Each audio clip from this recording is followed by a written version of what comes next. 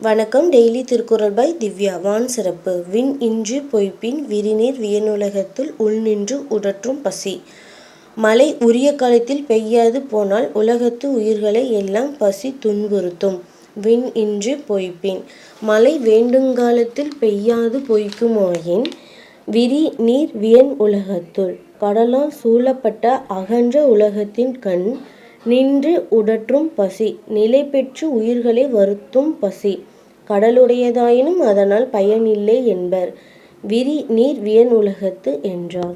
உணவு இன்மையின் பசியான் உயிர்களை இழக்கும் என்பதாம்.